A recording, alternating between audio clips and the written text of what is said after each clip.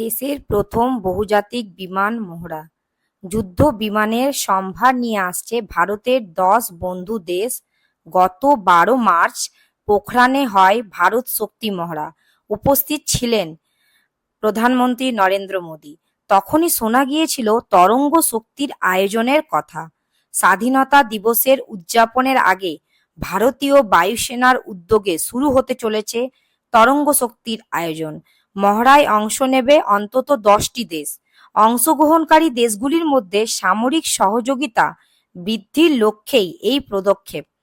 বায়ুসেনার পক্ষ থেকে একটি বিবৃতিতে বলা হয়েছে, তরঙ্গ শক্তির মহড়ার দিকে অধীর আগ্রহে অপেক্ষা করছে তারা, কারণ এটাই হবে দেশের প্রথম বহুজাতিক বিমান মহড়া। কেন তরঙ্গ শক্তি? লক্ষ্য কি? বায়ুসেনার তরফে জানানো হয়েছে যে দেশগুলির সঙ্গে ভারতীয় বায়ুসেনা আইএএফ নিয়মিত যোগাযোগ রক্ষা করে, সম্পর্ক রাখে। তাদের মধ্যে সুসম্পর্ক রক্ষাই উদ্দেশ্য। এর আগে ২০২৩ সালের শেষ দিকে তরঙ্গ শক্তির মহড়ার পরিকল্পনা ছিল, কিন্তু শেষ মুহূর্তে তা পিছিয়ে যায়। এর আগে গত ফেব্রুয়ারি মাসে বায়ুশক্তি মহড়ার আয়োজনে করেছিল বায়ুসেনা। পোখরান রেঞ্জের ওই অনুশীলনে অংশ নিয়েছিল Rafale, Mirage ২০২৩ light combat aircraft, Chinook এবং অ্যাপাচে হেলিকপ্টার। গত ১২ মার্চ পোখরানে হয় ভারত শক্তি মহড়া। উপস্থিত ছিলেন প্রধানমন্ত্রী নরেন্দ্র মোদী। তখনই শোনা গেল তরঙ্গ শক্তির আয়োজনের কথা। তরঙ্গ শক্তির মহড়া দুটি পর্যায়ে অনুষ্ঠিত হওয়ার কথা। প্রথমটি আগস্টের প্রথম ২ সপ্তাহে, সেটি হবে দক্ষিণ ভারতে। দ্বিতীয় মহড়া হওয়ার কথা সেপ্টেম্বর মাসের মাঝামাঝি, সেটা হবে দেশের পশ্চিমাঞ্চলে। কয়েকটি দেশ দুটি পর্যায়ের মহড়াতেই অংশ নেবে।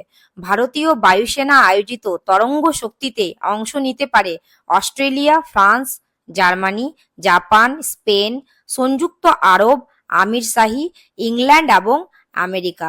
জার্মানি তাদের ফাইটার জেট এবং একটি A400M উড়ান আনবে। বায়ুসেনার শোকেসেও থাকবে A400M। এর আগে আমেরিকার বায়ুসেনার তরফে গত জুন মাসে আয়োজিত হয় রেড ফ্ল্যাগ মহড়া। ৪ থেকে ১৪ জুন পর্যন্ত আলাস্কার আইলসন বায়ুসেনা ঘাঁটিতে হওয়া সেই মহড়ার পর ভারতে হবে দ্বিতীয় রেড ফ্ল্যাগ মহড়া। আমেরিকার বায়ুসেনার উদ্যোগে বছরে ৪ বার এমন মহড়া অনুষ্ঠিত হয়। এবারের মহড়ায় ভারতীয় বায়ুসেনার সঙ্গে থাকতে পারে সিঙ্গাপুর বায়ুসেনা, ইংল্যান্ডের রয়্যাল এয়ারফোর্স, নেদারল্যান্ডের রয়্যাল এয়ারফোর্স এবং জার্মান লুফটওয়াফ। ভারতের তরফে এই মহড়ায় থাকবে ৮টি রাফাল যুদ্ধবিমান, থাকছে C-17 গ্লোবমাস্টার বিমান। ভারতীয় বায়ুসেনা বলছে, এই অনুশীলন তাদের তরুণদের জন্য একটি রোমাঞ্চকর অভিজ্ঞতা হতে চলেছে। বহুজাতিক পরিবেশে কাজ করার অভিজ্ঞতা আগেই অর্জন করেছে ভারতীয় বায়ুসেনা। সহযোগিতামূলক এই উড়ানের অভিজ্ঞতা তরুণ ক্রুদের অভিজ্ঞতাকে সমৃদ্ধ করবে। ভারতীয় বায়ুসেনা মোট ৩টি বড় আকারের ওয়ার গেম পরিচালনার পরিকল্পনা নিয়েছে। এদের নাম দেওয়া হয়েছে বায়ুশক্তি, গগনশক্তি এবং তরঙ্গ শক্তি। এই মহড়াগুলির উদ্দেশ্য ৩টি: প্রতিরক্ষা বাহিনীর মধ্যে সমন্বয় রক্ষা। বায়ুশক্তির মহড়া হবে পোখরানের থর মরুভূমিতে। তাতে রয়েছে বিভিন্ন লক্ষ্যবস্তুতে বোমা বর্ষণের মহড়া। দ্বিতীয় মহড়া গগনশক্তির, আর তৃতীয় বড় মহড়া হলো তরঙ্গ শক্তি।